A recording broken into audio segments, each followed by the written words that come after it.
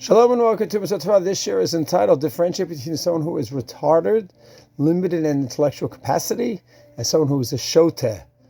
We may translate as crazy.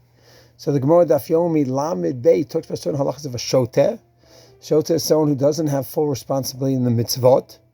And the big question comes up in 2022, 1922, 1622, always. Who is a shoteh in halacha? And what about someone who is retarded? Someone who's limited in their capacity. Someone who has Down syndrome, limited. And they may not be as quick in certain areas as others. Only one, someone who knows someone Down syndrome intimately could really understand the level.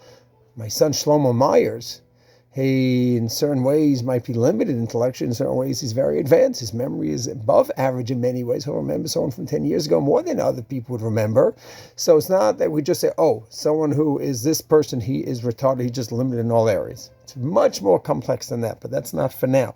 Let's just talk someone who does have some retardation, limited in certain areas. So does that make that person a shoteh, limited in terms of the halachic involved in a mitzvah? The answer is no. That is not a shoteh. Moshe Feinstein differentiates between a shoteh and a petty.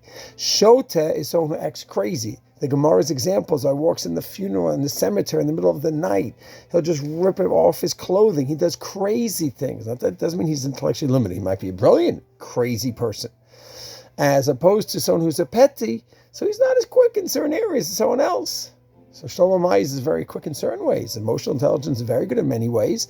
Math, he's not strong with math. So he's limited in that way.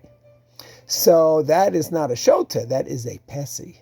Someone who's limited in certain ways, which many of us have limitations, and we are fully chayv in the mitzvot, so too someone who's a pesi is chayv in the mitzvot. Shalom.